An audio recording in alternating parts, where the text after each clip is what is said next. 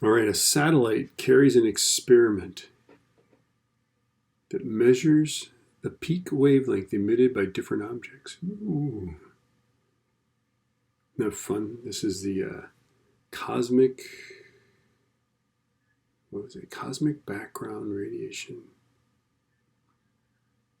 explorer or something like that. I can't remember the name of it. The project, it was called COBE. It didn't look at Earth, by the way. It looked at the universe. But anyway, let's see. The satellite carries an experiment that measures the peak wavelength emitted by different objects. The sun emits a radiation that has a peak wavelength of 509 nanometers.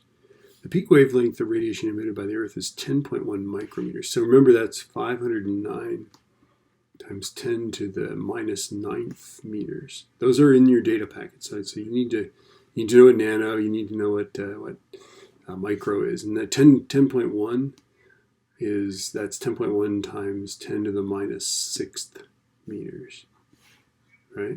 So this is going to be infrared. This is right smack in the visible range, okay? Because of science. So determine the mean temperature of Earth. The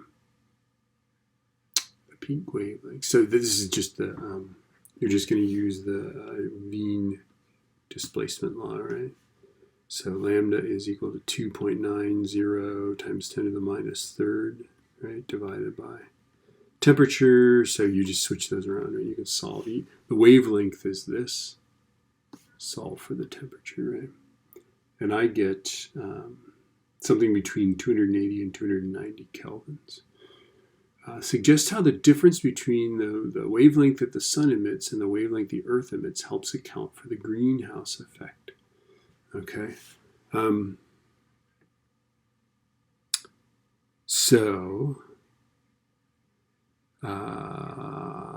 do we do this? Well, it has to do with the greenhouse effect. So the greenhouse effect. What is the greenhouse effect?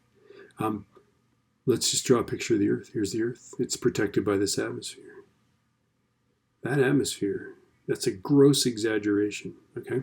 The atmosphere is, if the Earth were the size of a basketball, the atmosphere would be a layer of varnish on the basketball.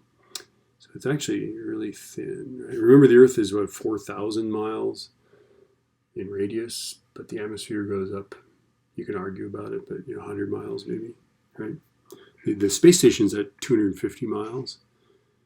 60 miles, it's sort of hypothetical, right? Okay, but anyway, so understand this. Understand that the Earth is radiating long wavelengths, right? Is long wavelengths, like infrared. The energy coming from the sun is short wavelengths. It's not super short, but it's shorter than this, right? Understand that greenhouse gases absorb, this is why, by the way, why they're called greenhouse gases. They have this property. They absorb long wavelengths, right? And they pass short wavelengths. Short wavelengths can sail on through. So the sun sails on through, heats the surface of the Earth. This is 5,800 kelvins, right? Okay, this is 288 kelvins roughly, right?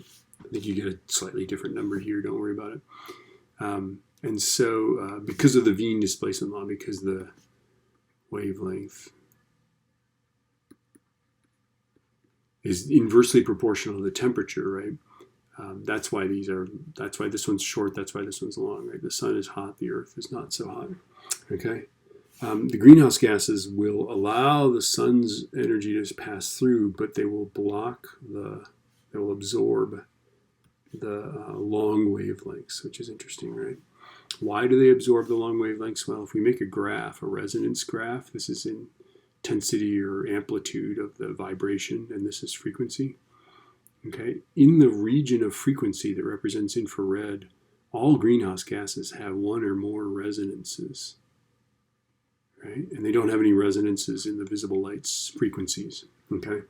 And so, anyway, it's a resonance thing, okay? It's kind of cool.